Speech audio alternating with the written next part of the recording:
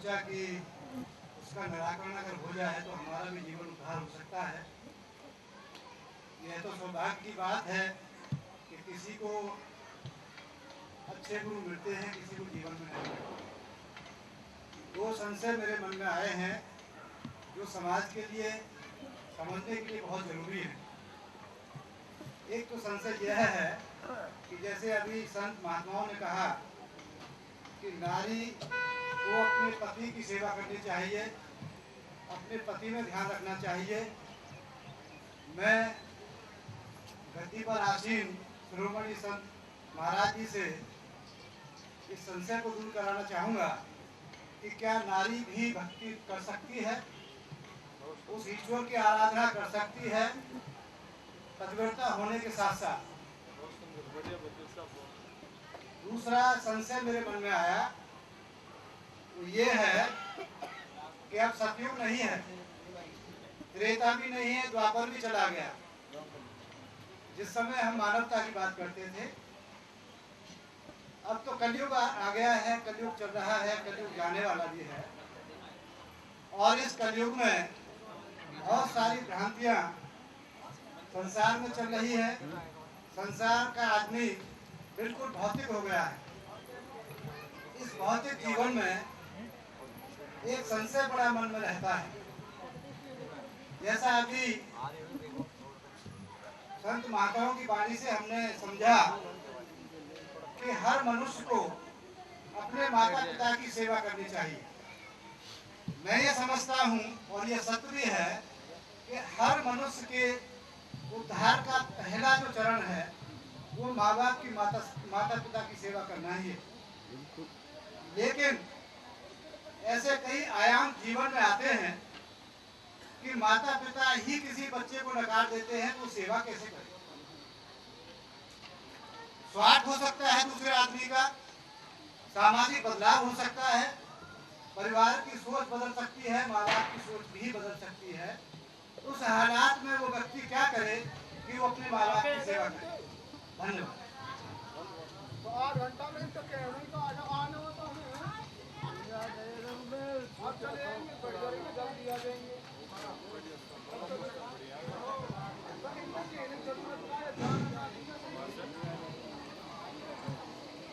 बोलिए श्री सदानंद भगवान की, बोलो संत भक्तों की जय। हमारे आदरणीय सभी संत बहन एवं श्रोतागण, बहन और भाइयों, 10 बजे से सत्संग प्रारंभ हुआ और अब 3:30 बजने को जा रहा है। और आपने बहुत ही अच्छी वाणी सुनी। अब एक सामने मन में कामना उत्पन्न हुई, क्या नारी भी भक्ति कर सकती है? ये तो आपने सुनाई है कि नारी की जो सेवा है, तुलसीदास जी ने रामचरितमानस में वर्णन किया है कि चौपाई तो बहुत हैं, परंतु नारियों के धर्म के बारे में जब सीता जी अनुसुईया के पास में गई तो उन्होंने नारी के धर्म बतलाए। नारी के धर्म, पतिव्रता के धर्म बतलाए। उत्तम नारी 4 प्रकार के पतिव्रत धर्म रहे। उत्तम नारी वो होती है कि उसके अनुकूल ना हो तो उनकी सेवा पर कैसे की जाए। देखिए भाई, तारक में तो कुछ रखा नहीं,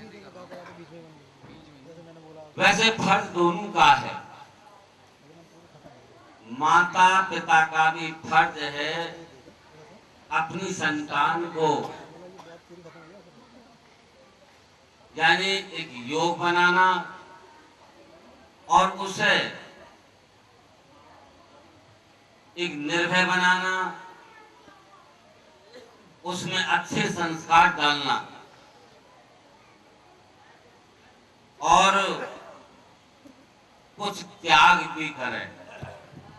जैसे हमारे ऋषि मुनियों ने बहुत गूढ़ अध्ययन से ये निष्कर्ष निकाला कि मानव जाति का क्या कैसे भला होगा, कैसे उद्धार होगा, तो इसीलिए उन्होंने 4 आश्रम निर्धारित किए।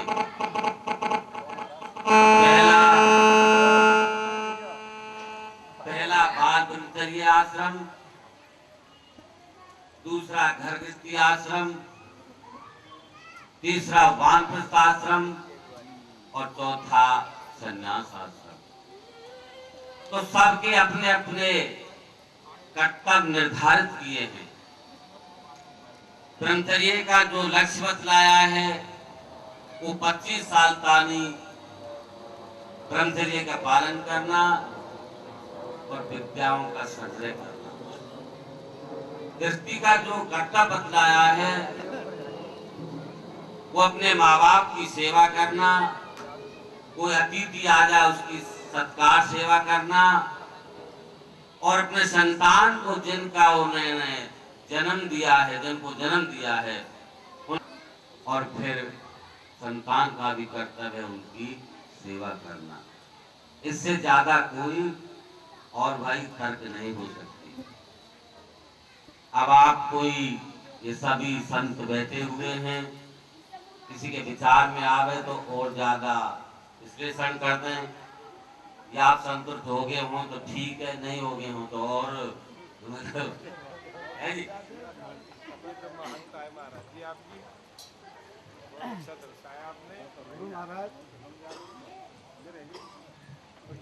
तो बड़ा क्या करे, कहाँ जाए? वो माँ बाप की सेवा करना चाहता है। ये बड़ी विलक्षण परिस्थिति है और ये गंभीर समस्या है परिवार की। मैं इसलिए इसका जवाब चाहता हूँ।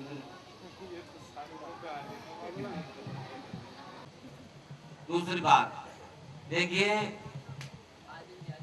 जो भी चीज पहले असल चलती है और असल के बाद में नकल शुरू हो जाती है, तो असल पीछे हो जाती है, नकल आगे हो जाती है। हेलो,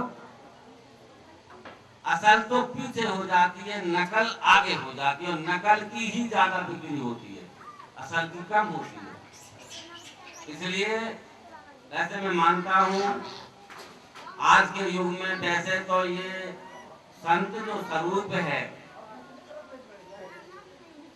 वो एक ऐसे समझो जैसे स्कूल में, कॉलेज में एक प्रिंसिपल। परंतु आज के युग में ऐसा हो रहा है कि जो संत हैं वो पीछे रह जाते हैं, और जो वैसे हमार रोटी खाने वाले, मांगने वाले,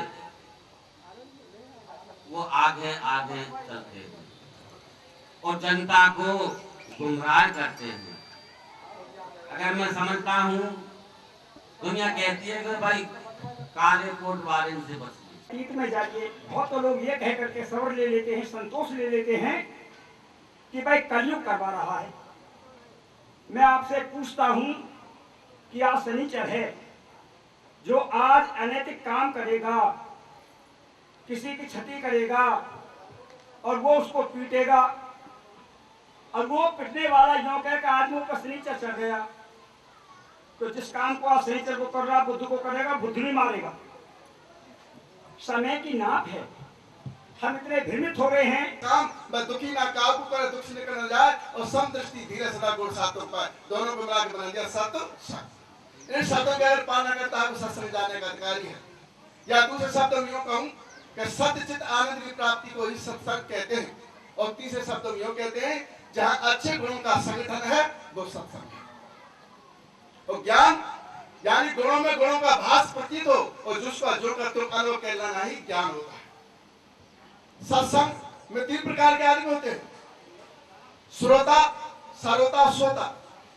जो श्रोता होता है वो प्रत्येक वाणी को सुनता है, कि बकता तो कहता फिर सुनता बहर होए, और जितना सुन गहरा बने उतने गहरा होए, यानी जितना सुन बहर बने उतने गहरा होए, यानी प्रत्येक वाणी का मनन करता है, रिसर्च का अनुभव करता है। नौजवान साथी और हमारे पढ़े लिखे बड़े बड़े विद्वान मतलब जो है एडवोकेट मार जो बैठे हैं यहाँ पर, मतलब जो है अपने अमूल्य समय को धोखा दे करके यहाँ तक आए हैं, उनके लिए बार बार हमारी तरफ से धन्यवाद, बार तरफ से स्वागत है। और मैं सबसे ज्यादा खुशी आप लोगों की, कॉलोनी वालों की, बाहर से आए हुए जनता की, जो कि भारी संख्या में यहाँ पर आप उपस्थित हुए, और सबसे ज्यादा खुशी मैं संत हरिदास की मानता हूँ कि उन्होंने जीवन में रहते हुए इतने त्याग के द्वारा, इतने संघर्ष के द्वारा भौतिक जगत में तो उन्नति उन्होंने की है, लेकिन अध्यात्म क्षेत्र में, ज्ञान क्षेत्र में उन्होंने इतनी उन्नति की है कि जगह जगह उनका प्रचार, जगह जगह उन्होंने मतलब जो है ज्ञान का प्रचार किया है। और प्रचार करते करते हुए आज वो इस स्टेज पर आ गए हैं कि यहाँ से काफी दूर दराज से उन्होंने